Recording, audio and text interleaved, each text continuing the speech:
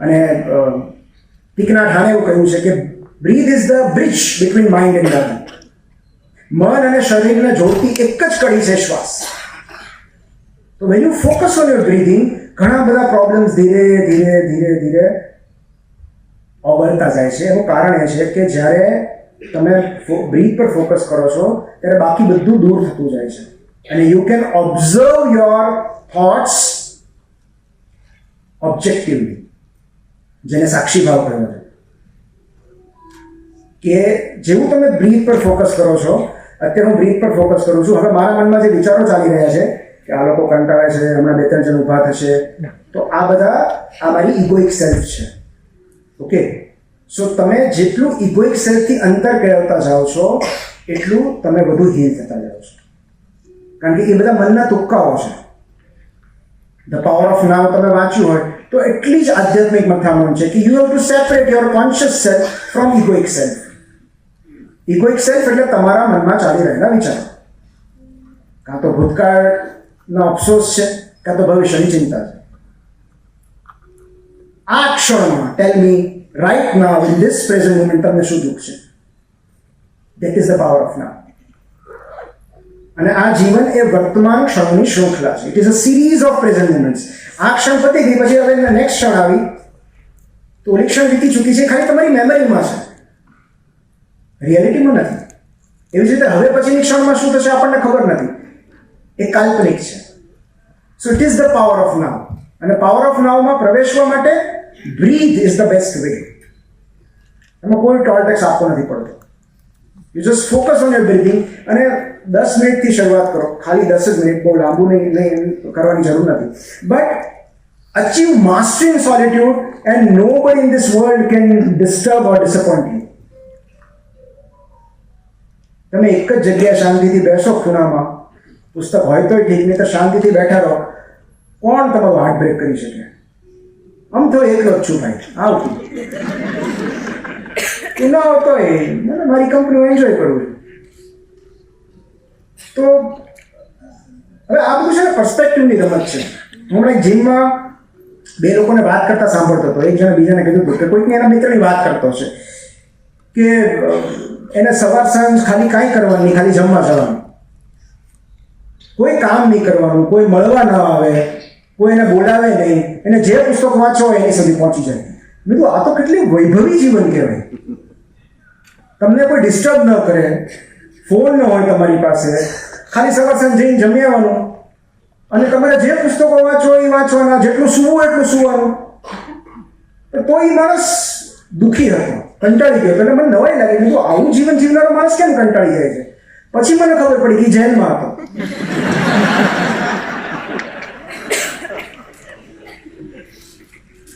હમણાં મને પેશન્ટ એવું કીધું કે નિમિતભાઈ તમારા પુસ્તકો જેલમાં છે. હો, એટલે મેં એમ તમે વાંચ્યા? તો કે હું 1 વર્ષ અંદર જેલ ને એમ. હવે સામાન્ય રીતે પુસ્તકો જ્યાં હોય ને ત્યાં થોડું મન લલચાય આપણું. એટલે મને મેં તો બીજા કયા છે? એટલે પછી એમણે કીધું કે જો આ છે ને મેં બધા વાંચ્યા. એને જે 1 વર્ષ રહ્યા અંદર, પણ એમણે મારા પુસ્તકો ત્યાં વાંચ્યા, બીજા પણ એમના 3-4 પુસ્તકોનો ઉલ્લેખ કર્યો. એટલે મારાથી નીકળી ગયું, અરે વાહ એમ. એટલે મને કે હું અંદર જઈ એમાં તમે એટલા બધા હરખાવ છો. મેં એનાથી હરખ એનો છે કે અંદર ગયા પછી તમે વાંચ્યું. અને હું ઘણી વાર મજાકમાં કહેતો છું કે અત્યારે તમને સમય ન મળે વાંચવાનો તો ચિંતા ના કરતા, જેલમાં તો મળશે. એટલે it is a matter of perspective. પણ જે નેક્સ્ટ વાત છે ચેલેન્જીસની, તો પ્લીઝ હા, એક બહુ સરસ પુસ્તક છે ધ કમ્ફર્ટ ક્રાઇસિસ. બહુ જ અદ્ભુત બુક છે. એક જ લાઈનમાં હું તમને પુસ્તકનો સાર કહી દઉં. Next so modern life is too easy and that's a problem. આપણી પાસે સંઘર્ષો જ નથી, પડકારો જ નથી, ચેલેન્જીસ જ નથી. એસી રૂમ થઈ ગયા, બધું ઓનલાઈન શોપિંગ, બિગ બાસ્કેટ ને કેટલું બધું, રિલાયન્સ સ્માર્ટ, બધું ઘરે આવે છે. તમે ખાલી ઓનલાઈન ઓર્ડર કરી દો, 10 મિનિટમાં પહોંચી જાય. ફૂડ ઘરે, ગ્રોસરી ઘરે, શોપિંગ ઘરે, બહાર જ નથી નીકળવાનું. ટ્રાન્સપોર્ટેશન એટલું ઇઝી બની ગયું છે. તો પ્રોબ્લેમ એ છે કે માનવ મન ચેલેન્જીસ માટે ટેવાયેલું છે. એટલે humans are evolve to endure and not to be એન્ટરટેન્ડ.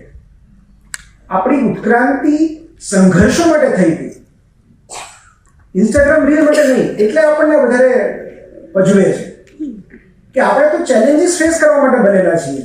આપણને કમ્ફર્ટ સદતું નથી, અને એટલે તો પછી હવે શું કરવાનું, ચેલેન્જીસ કઈ રીતે ઊભી કરવાની.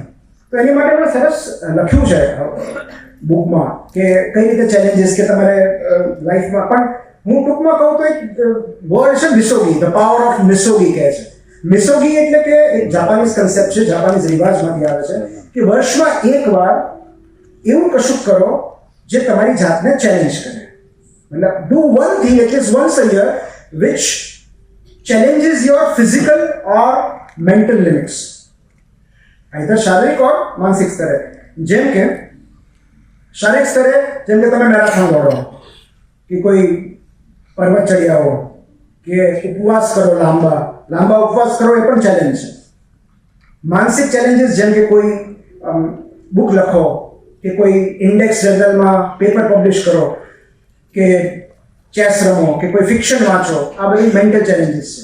અને તમારે શારીરિક અને માનસિક બંને ચેલેન્જીસ એક સાથે જોતી હોય તો લગ્ન કરીએ.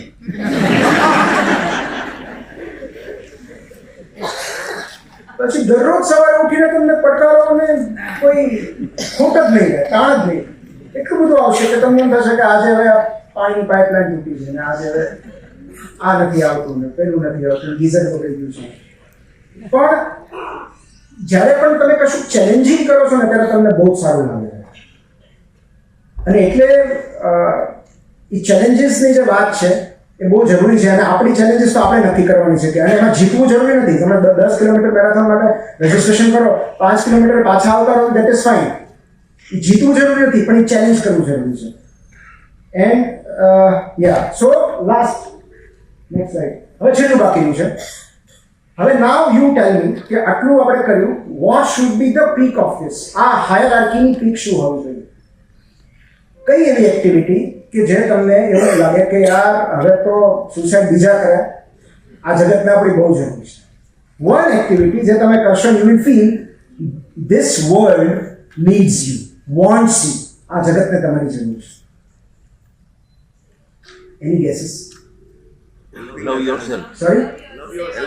લવ યોરસેલ્ફ. એનાથી પણ આગળ હેલ્પિંગ અધર્સ તો આવી ગયું. સેવા હેલ્પ આવી ગયું. એક્સેપ્ટન્સ તો પહેલા જ કે accept your existence. Gratitude. Sorry? Charity. Okay, charity we can accept, પણ અગેન શેર હેલ્પ એક્સપ્રેસમાં, શેર ને હેલ્પમાં ચેરિટી આવી શકે. No, this is above all. This is above all. You are the best creation. Yes. Next slide. Create something. This is the epitome. This is the peak of the hierarchy.